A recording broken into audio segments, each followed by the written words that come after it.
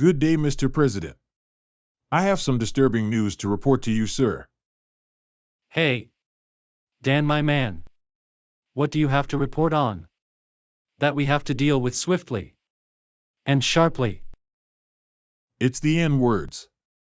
They have made up a new terminology called getting on code.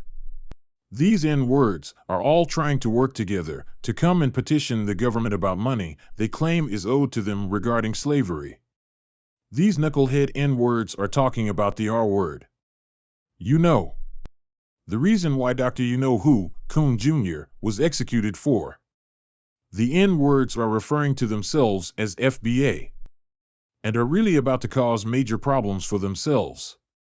They are already on a benign and neglect. Pay a N-word no mind policy. These N-words don't get it. They were taken captive, fair and square, according to the laws of war. They had a chance to fight for themselves, and lost. This great superior nation saw fit to enslave them N-words as a part of the law and constitution. It was the law then that the N-words are slaves and considered property. So the government owes them nothing. Absolutely nothing. They have to pull themselves up by the bootstrap and take the crumbs that fall off the masters of this great nation's table, as always.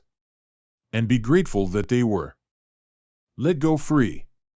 They should realize that none of the first-class citizens of this great nation even wants them to have the little that they have achieved thus far. And that it boils the blood of the first-class citizens to see them running loose free around this great nation. So to even consider the R-word is absurd. They ain't gone get nothin'. Well said, Davis, my man. And that is the unwritten law that we have been living by, since we let them N-words go. Keep yo foot on their necks out there, my man. And don't ever let them unite. Do whatever possible to prevent that, my man. I am here today to debunk the absurd notion that the United States government owes the N-words, reparations, for a practice at the time was lawful, constitutional, a normal way of life, a part of America's fabric, and the reality of what America was, is, and was built to be. And that simply is a white man's world. A world where the white man owns and dominates every essence of this great nation called America. Now have the Negroes forgotten their place in this country? Or have they just simply lost their cotton-picking minds? I mean, reparations for slavery. That was the law. You can't sue the law for monetary gains. The laws of this great nation is what's keeping this whole thing together. We can't even entertain the thought of suing the law for monetary gain. That's what's being suggested here in actuality. It's the very notion of the law is what emancipated and freed the slaves after a 260-year run at it. And if it wasn't for the emancipation, proclamation, them N-words would still be slaves.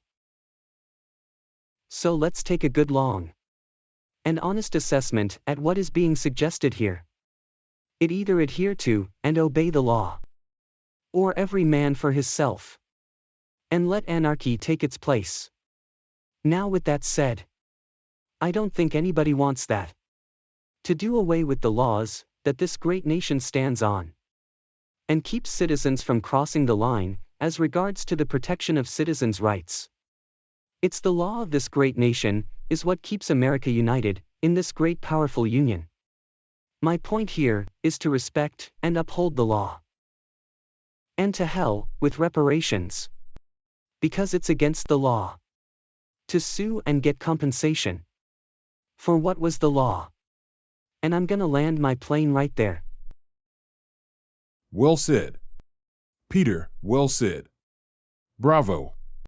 And that's the thinking of this whole entire constituency, as well as the federal government, the House of Representatives, the superior courts, and all its judges, prosecutors, police officers, mayors, governors, the Democrats and Republicans.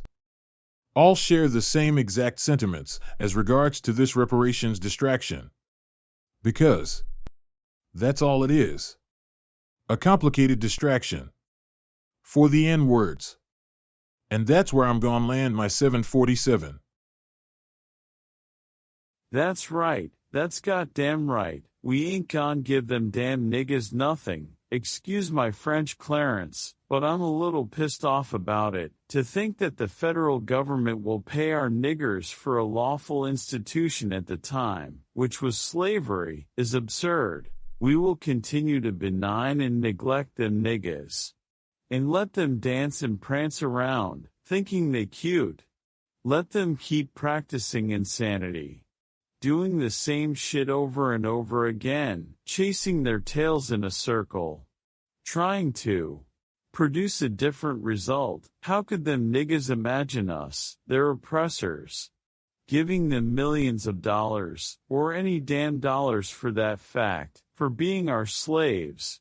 They are at the bottom, and that's exactly where we want them to be.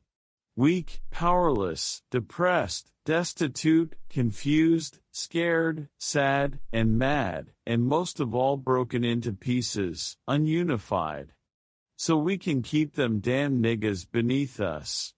And that's right where we want them. You know what I'm saying. Clarence, my main man.